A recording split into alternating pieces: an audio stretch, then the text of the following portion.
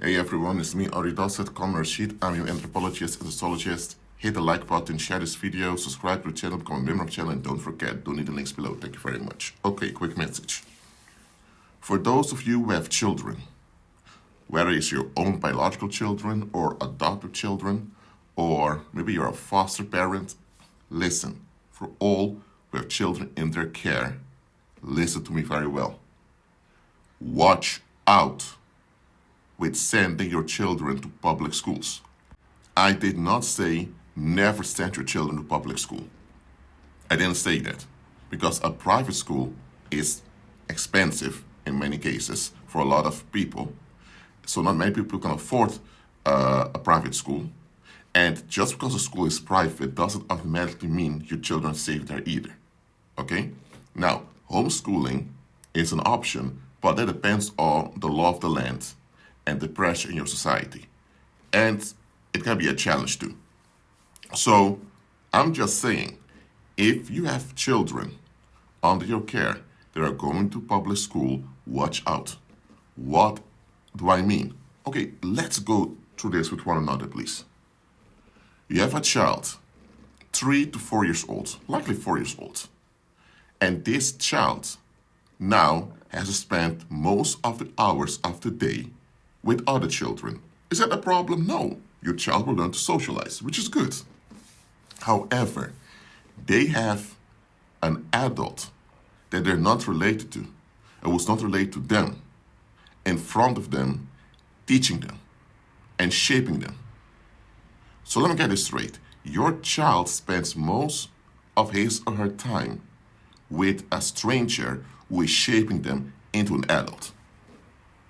So actually, that teacher or teachers, better said, because they have multiple teachers in primary school, they are the ones raising your children.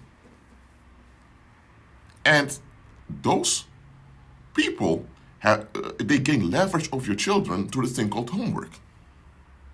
I mean, let's say you work at a car wash, okay? You may overwork once in a while, but once you're at home, you're at home. There are no cars to be washed over there. If you work at a bakery, there's nothing to bake at home for your job. Now, if you work in an office setting for an insurance company or a bank, whatever, there may be some assignments you have to do at home, but that's rare. But anyway, as an adult, when you're employed, it's clear. There may be times you overwork. Once you're at home, you're at home. Okay? But children now get this thing called homework, in which at home, when they should spend time with family and people in the community, they have to do work for this other adult or other adults. So you have children handed over to the leverage of a group of other adults. So you can't expect your child to turn out the best way possible if you have a group of strangers managing them most of the time. Now, what you may say, but Rashid, most of the people here are of the same conviction. They're all, it's a Christian school, it's not a public school, or maybe it is a public school, but hey, it's a homogenous community over here. And listen very well to what I'm saying over here. Listen very well. Children have no choice what they're being exposed to. They don't. Adults are responsible for what children are exposed to. So if you have a guy walking outside smoking in public, and there are a lot of children living in that neighborhood, the other adults have to deal with that guy or that woman. Why? Because if children see that, they're influenced by it. The whole idea, well, they're not my children, or I chose to have no children, so I have no obligation to check how I affect children, that's not true. Everyone in the community is responsible and accountable for shaping the next generation. You cannot neglect the next generation, and then when you are older and the generation after you is messed up, now you begin to complain. Whether you have children yourself or not, I don't care what your lifestyle preference is. Your lifestyle preferences and your choices should not harm the next generation. Simple as that. If it does, we have an issue. And the issue is you. Simple as that. So So, for example, if a child is sitting on a bench and some weirdo comes trying to kidnap the child, I'm going to say, well, I don't choose to have children, so it's not my responsibility. No, you have to step in. So if you don't, you'll be arrested. Simple as that. All right? But anyway, just understand, children do not choose what they are exposed to. Adults choose for them. Okay? Now, if you're 15 years old, you're not an adult yet, but you're a teenager now, so you can somehow choose what you're exposed to. But I'm talking about actual small children. They have no choice. So the people they're exposed to, they should be screened in a strict way, and there should be a watch on them. Because there are witches and warlocks sabotaging the future of children in these public schools. Sometimes it also happens in, what they call special education. Or it also happens in, not public schools, but schools with a religious foundation also. Whether it's an Islamic school, a Catholic school, or a Protestant school, or a Buddhist school, whatever. But anyway, just know that there are witches and warlocks on assignment of Satan to sabotage children. Why? Because in society, the public needs to have victims to offload their unrest upon. And what's the best way to have victims than to groom victims when still children? So you may have a witch who has issues in her life. Things are not working well. And in her class that she's teaching, there's a little boy that looks like her ex, because the same color of hair, maybe same ethnicity, whatever. And now, on purpose, it's not something she does unconsciously, she associates her unrest with this kid. So she gets annoyed at this child in her class, the child gets called out more often, the child has lower grades. And if this narcissistic abuse is done in moderation, neither the parents nor the other teachers would notice it. The child may notice it, but often people don't believe children when children tell them that a teacher is going too far with them. As a matter of fact, even parents were so brainwashed by society, they'll turn on their own child. Some will even use physical violence on the child, so-called discipline the child, to respect quote-unquote authority. What I'm saying is, there are a lot of grown folks out there with a lot of heavy issues in their lives that were caused by teachers when they were little.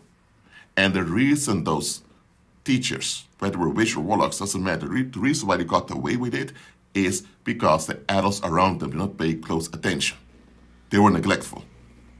Look, apart from witch and warlocks were on an assignment to, groom victims for society.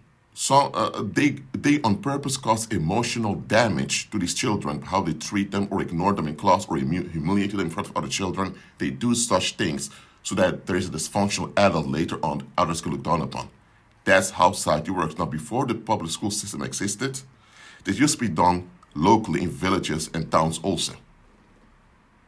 So why do you think there are some churches where little children are sexually molested? It's a way to generate victims. Society can scapegoat later on, everyone can have their ease. Because without victims to offload unrest upon, society cannot function. Simple as that. But again, apart from witch and warlocks, some of these teachers, because you need to understand, those teachers, they can be dysfunctional too. Some of them are so dysfunctional that they become portals for demons to work through. All right? It can be that you have a teacher who was not healed himself from how his father maltreated him. And now he's in a position of leverage over other children, and unconsciously he may act out the violence that his father did to him when his father had the leverage over him.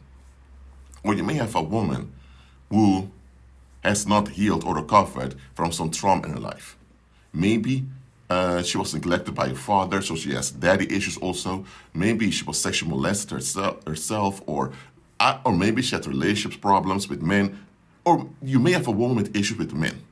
And when she stands in front of class By the way, this is not only for small children. This also happens sometimes in high school or in secondary education, when you have teenagers. It can be that this female teacher unconsciously is projecting her, I would say, her issues onto the boys in the class.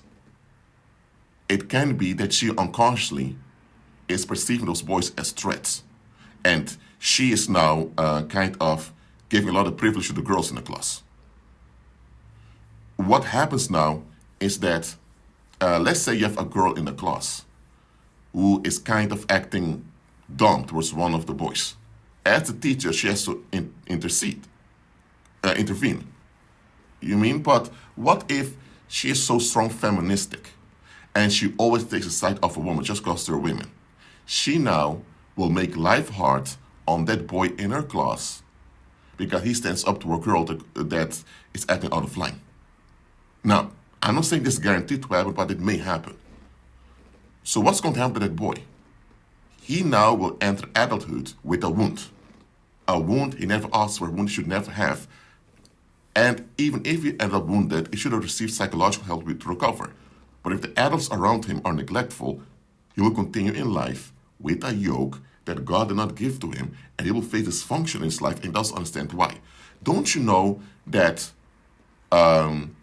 teachers can also curse your children by, they may do it unconsciously by, disliking your children. You shouldn't dislike children anyway, because they're children.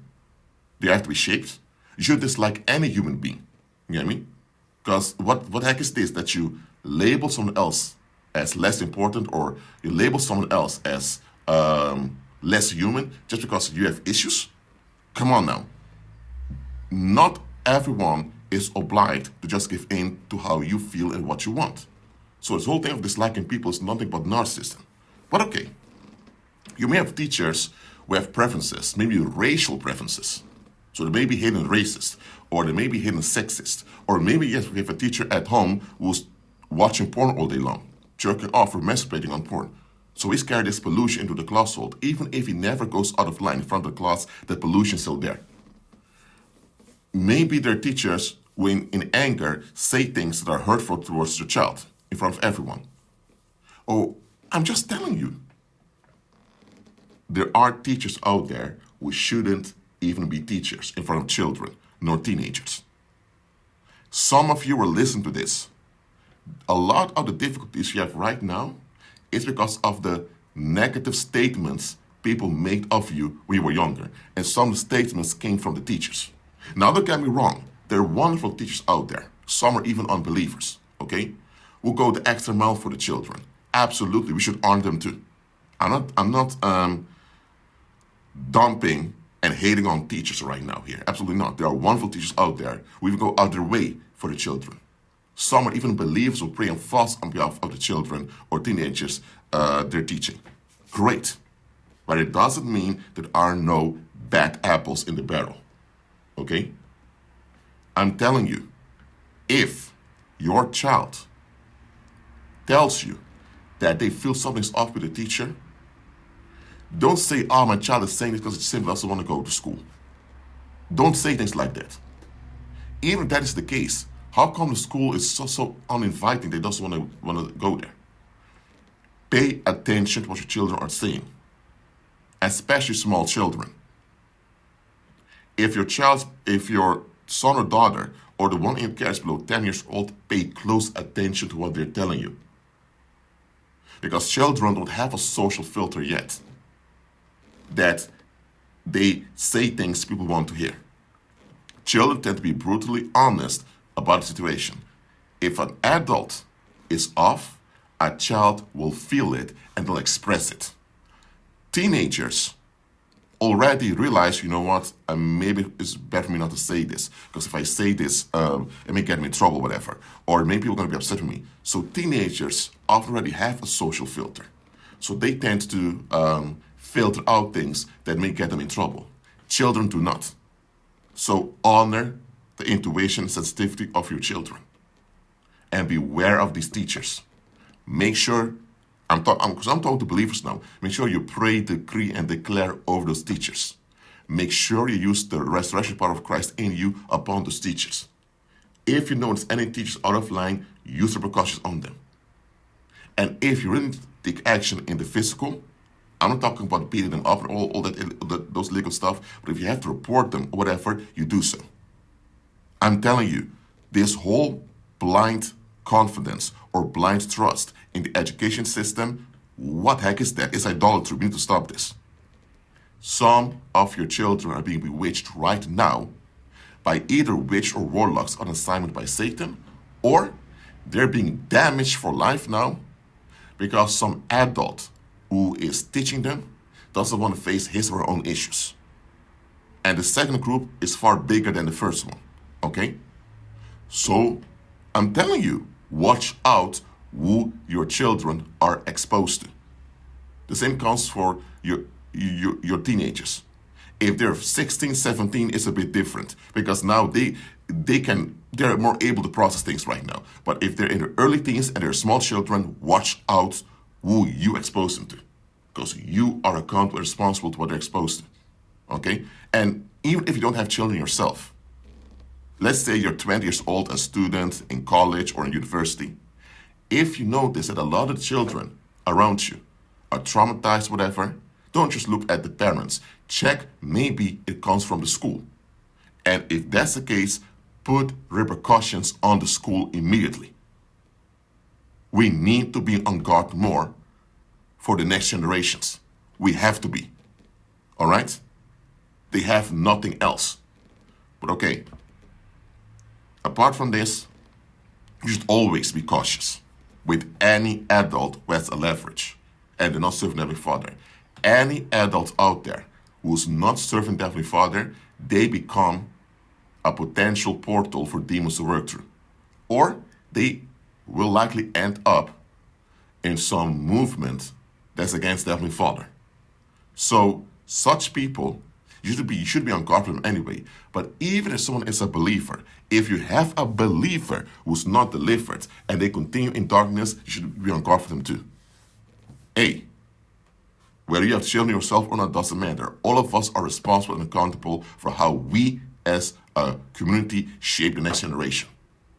Okay? You may not be a primary caretaker of the children, but you are a caretaker nevertheless, because children, they have nothing but what the adults around them hand over to them.